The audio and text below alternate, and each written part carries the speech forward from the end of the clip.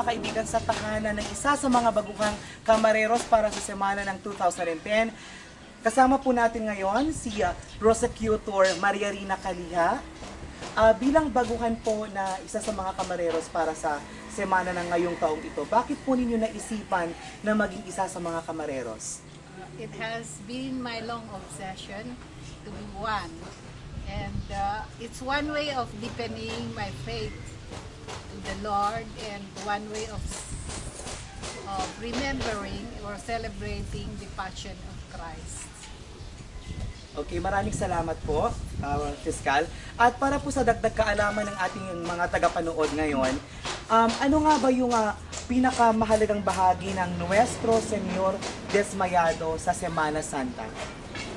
Nuestro Señor Desmayado is after, this is after the scourging of Jesus Christ, wherein he was bitterly he was excessively beaten, and it is at this moment that he fainted.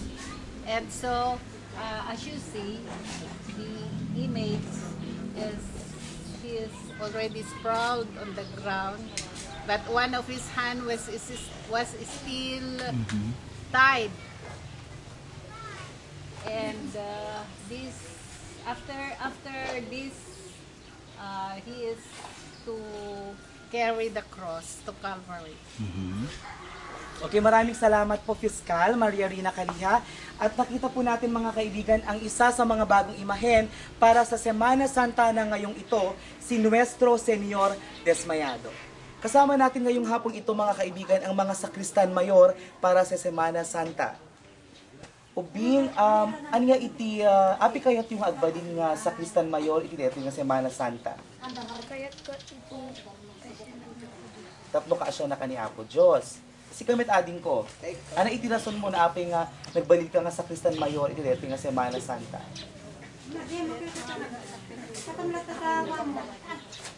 Isot iti pa nagsakripisyom. Panagipagkita ng sakripisyom para iti Semana Santa. Okay, thank you so much. God bless you, okay?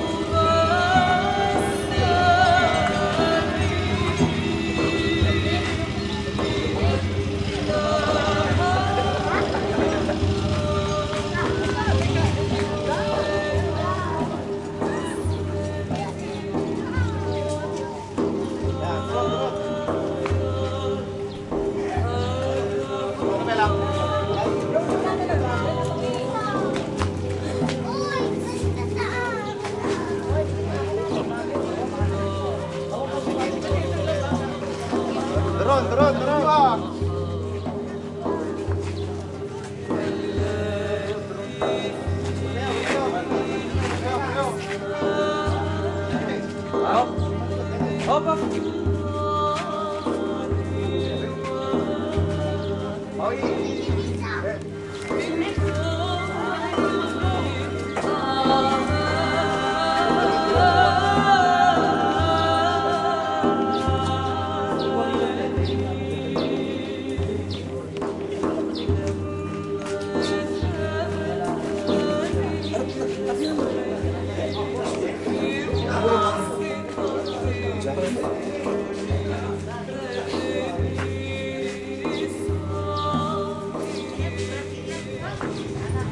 Siya po ang nagbigay daan upang baguhin at pagandahin ang tradisyonal na Semana Santa dito sa Pasuquin, Ilocos Norte. At siya rin po ang nagsilbing leader ng mga kamareros at kamareras ng Romano Katoliko. Mga kaibigan, kasama po natin ngayon si Mr. Larry Tambio Orchid Jr. na base po sa bansang Amerika at panatako niya na umuwi dito sa ating bansa tuwing Semana Santa. Magandang hapon, Mang Larry. Magandang hapon, good afternoon. Yes, good afternoon. Ano po ang inyong inspirasyon na maging kamarero po sa taunang Semana Santa dito sa Pasuquin? Okay, my inspiration is ever since I was a child. Passion ko na and devotion ng mga santo. Oh, Maliit pa ako noon.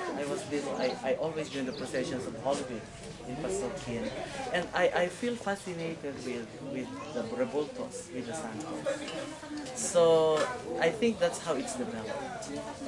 okay. So, bale yung mga makikitan po natin mamayang mga imahen gaya ng angustia, kolomna at Salome.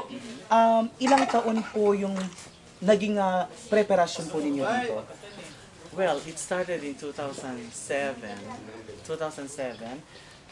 It was only Salome and Colomna.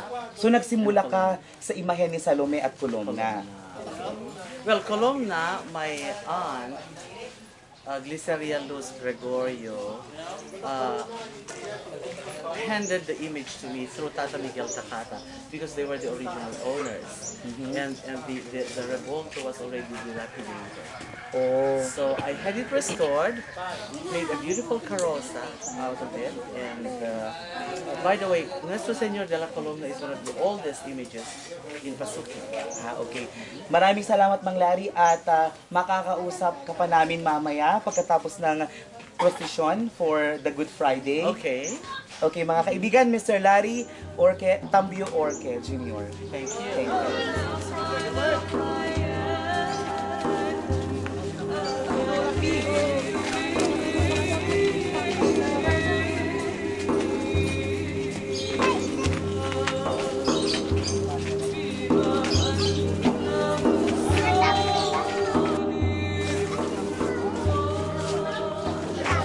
Siya po ang kamarero sa imahen ni Maria Betania.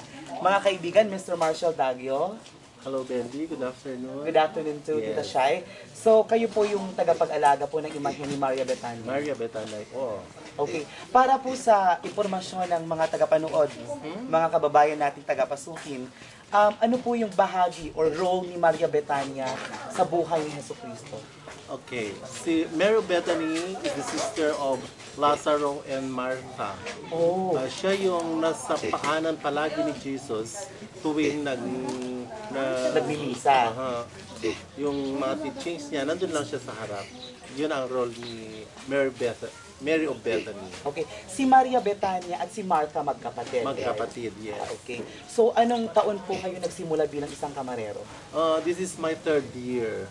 And I dedicate this Mary of Bethany to my mother. Oh, wow. So, you started like 2007? Yes. 2007. Okay, thank you so much, Mr. Marshall. You're welcome. God bless you. Thank you. Okay.